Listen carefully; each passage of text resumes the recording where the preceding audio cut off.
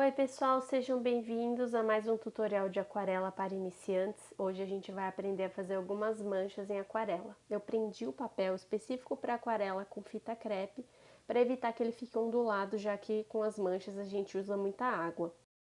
Para fazer esse tipo de mancha, eu gosto de usar os pincéis que conseguem segurar bastante água e pigmento. Aqui eu vou mostrar 3 técnicas que eu gosto de usar para criar manchas. Então eu molhei a superfície do papel, carreguei o pincel com algum pigmento, eu escolhi o roxo e vim dando batidinhas na parte onde eu molhei para deixar a aquarela fazer o trabalho dela, que é se espalhar por onde eu molhei.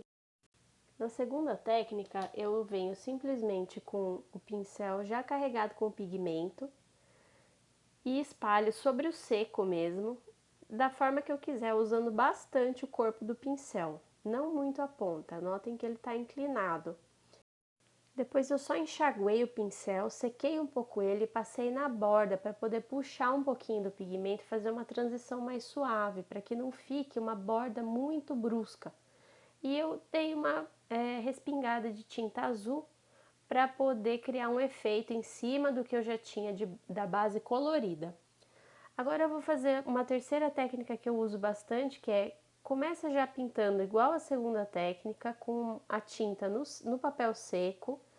Uso mais alguns tons similares ao que eu comecei e vou espalhando ao longo do papel de forma totalmente aleatória e intuitiva, misturando outras cores para conseguir um efeito mais colorido e mais autêntico. No final desse vídeo eu vou mostrar para vocês como que o efeito fica bonito quando ele seca. Percebam que quando eu acrescento uma segunda ou terceira cor nessa mancha, eu não estou misturando muito com a cor que já estava antes, porque senão vira uma coisa só. Misturando azul com rosa dá algo próximo de roxo. Eu coloquei umas gotas de água, sem pigmento, porque a água, depois que você já tem uma base de cor, ela fica muito bonita, ela espalha e abre uns espaços mais claros no meio da mancha. Aqui eu fiz um exemplo para mostrar para vocês que quando se trata de misturar cores, a gente tem que entender um pouquinho sobre a teoria das cores. Algumas ficam bonitas misturadas, outras nem tanto. Aqui é um exemplo que eu fiz para mostrar uma boa mistura e agora uma que não fica tão boa. Por exemplo, roxo e verde, verde e laranja, laranja e azul, são combinações que não ficam boas. As manchas que eu fiz antes já estão secas. Olha só os espaços em brancos, como ficam bonitos no meio do colorido, colocando água. E aqui essa transição ficou muito suave, porque eu puxei com o pincel seco. E olha só que bonito que fica o efeito molhado sobre molhado. Eu fiz mais um exemplo do que não fazer.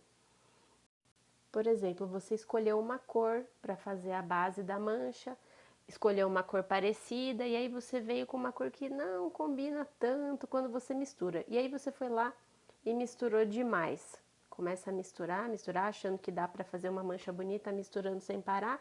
Quando você vai ver, virou uma coisa só. Quando seca, vira uma cor esquisita, que não fica alegre e acaba deixando a pintura até meio triste.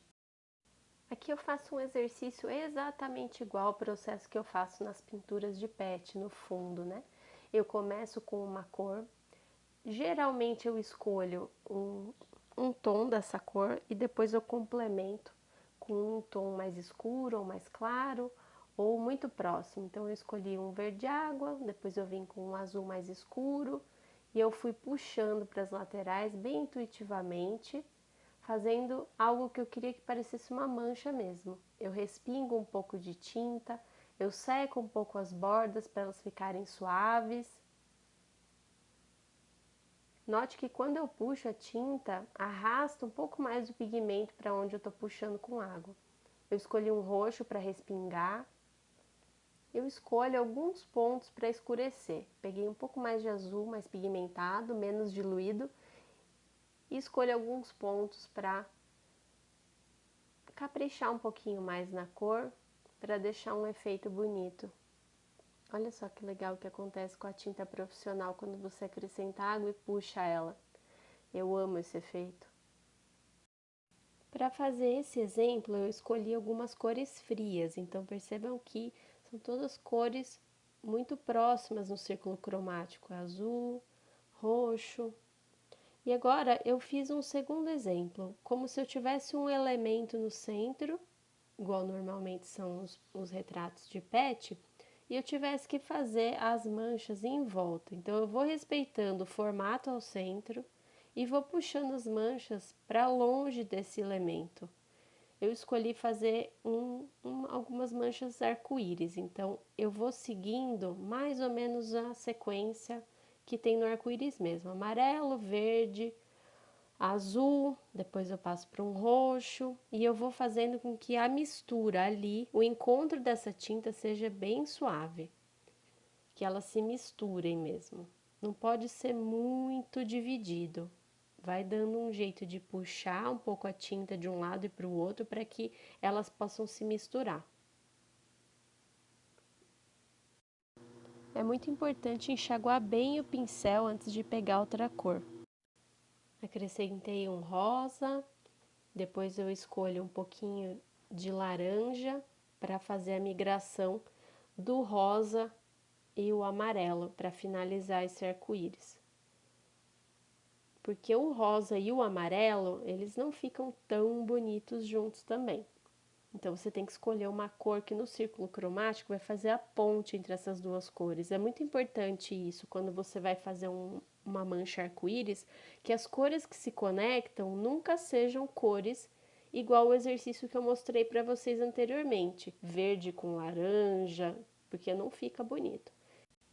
Agora as manchas já estão secas e vocês podem ver que muito do trabalho que a gente faz é respeitar o que a aquarela vai fazer sozinha. Esse é um ótimo exercício de desapego e eu recomendo que vocês façam vários testes em casa, bastante prática. Espero que vocês tenham gostado, pessoal.